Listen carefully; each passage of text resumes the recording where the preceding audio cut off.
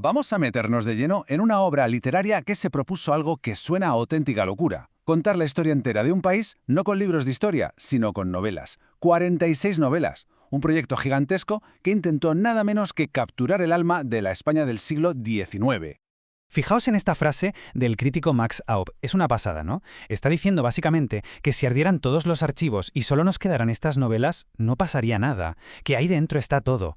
Ojo, que no es poca cosa lo que dice. Nos da una idea de la importancia brutal que se le da a esta obra. Y claro, esto nos lleva directamente a la gran pregunta. ¿Pero cómo va a ser eso? ¿Cómo es posible que la ficción, algo inventado, pueda tener más valor que los hechos puros y duros? Pues ese es el enigma que vamos a intentar descifrar hoy, viendo cómo Benito Pérez Galdós montó este universo tan increíble. Muy bien, pues vamos a ver qué es esto exactamente de los episodios nacionales. Para hacerse una idea de la escala, de la barbaridad que es este proyecto, basta con un solo número.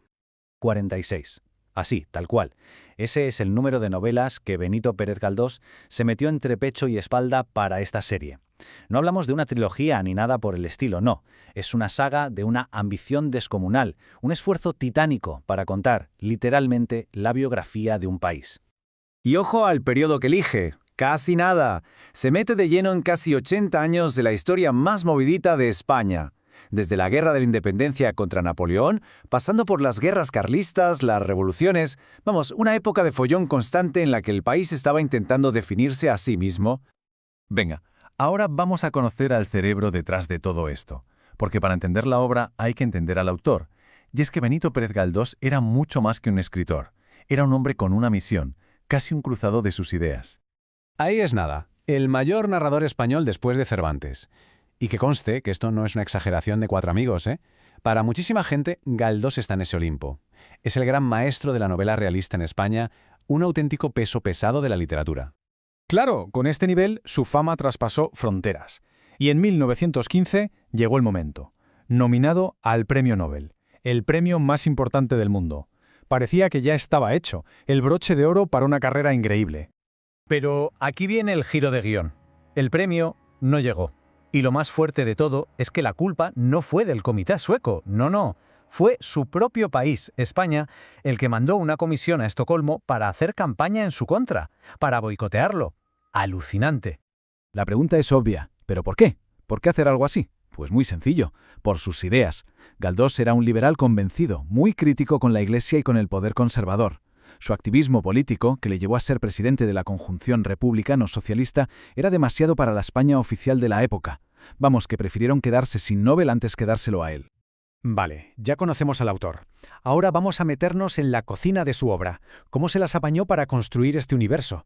Porque el secreto, la magia de los episodios, está justo ahí, en cómo consigue mezclar la historia con mayúsculas con las historias personales. Y para entenderlo, hay una palabra clave: intrahistoria. ¿Qué es esto? Pues mientras la historia oficial nos cuenta las batallas, las leyes, la vida de los reyes, Galdós decía que la verdadera historia, el latido de un país, está en la gente de a pie, en el día a día de las personas que no salen en los libros. Y no era solo teoría, se lo curraba de verdad. Fijaos en este ejemplo, que es brutal. Para escribir Trafalgar, que es el primer episodio, no se fue solo a los archivos, no. Cogió y se fue a buscar a un superviviente, un señor de 80 años que había estado en la batalla de joven como grumete. Quería el testimonio directo, la piel, la emoción, y eso, claro, no te lo da ningún documento. Y así es como funciona su método, lo que él llamaba la historia integral. Por un lado tienes el marco, los hechos históricos, que investigaba a fondo con un rigor increíble. Y por otro mete a sus personajes inventados, soldados, comerciantes, parejas de enamorados. ¿Y qué pasa?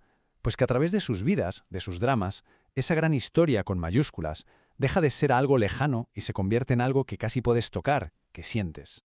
Como se puede imaginar, una obra de 46 novelas no se escribe en 2 tardes. Fue el proyecto de toda una vida. Y es muy interesante ver cómo se fue escribiendo por etapas, casi como una obra de teatro en 5 actos. Y cada etapa refleja cómo cambiaba Galdós y cómo cambiaba la propia España. Mirad la cronología porque lo dice todo. Empieza en los años 70 con un Galdós joven, lleno de energía y de ideales. Luego, parón, casi 20 años. Y cuando vuelve a la carga, en 1898, todo ha cambiado. España está en plena crisis por la pérdida de Cuba y Filipinas, el famoso desastre del 98. Y claro, el tono de Galdós ya no es el mismo. Las últimas series ya son las de un autor mucho más desencantado, más irónico. Esta tabla lo resume genial. Al principio el tono es más simbólico, casi como si contara grandes fábulas nacionales. Luego, en la parte central, la cosa se vuelve más compleja, más adulta. Y al final ya es la ironía pura, el sarcasmo, casi una caricatura. Es el reflejo de un hombre que ha visto de todo y que mira la historia, incluso la que él mismo vivió, con otros ojos. Bueno, y con todo esto, volvemos al principio, a la pregunta del millón. ¿Por qué esta obra de ficción podría considerarse la verdadera historia de una nación? ¿Cómo es posible que un puñado de novelas sean, como decía Max Aub, la vida de la nación? Pues creo que esta cita de Tierno Galván da en el clavo. Dice que leer a Galdós es como sentirse en casa. ¿Y por qué? Porque fue capaz de capturar algo que no está en los libros de historia, el inconsciente colectivo, el espíritu de la época. No se trata de si los personajes existieron o no, sino de que representan a la perfección las esperanzas, los miedos y las contradicciones de toda una sociedad. Y esa es la clave de todo. Al final, las novelas nos dan lo que los datos puros y duros nunca podrán darnos: el pulso, la emoción, la vida. La historia oficial te da las coordenadas, el qué, el cuándo y el dónde. Galdós te da el cómo se sintió vivirlo. Es la diferencia abismal entre leer un informe de bajas y escuchar el testimonio de alguien que estuvo allí. Y para cerrar, lanzo una reflexión al aire. El proyecto de Galdós fue capturar la intrahistoria de su siglo. Si alguien quisiera hacer algo parecido hoy, contar la historia de nuestro tiempo, ¿qué historias tendría que buscar? ¿Cuáles son esas vidas anónimas, esas experiencias del día a día que serían cruciales para que alguien en el futuro entienda de verdad cómo éramos? Ahí lo dejo, para darle una vuelta.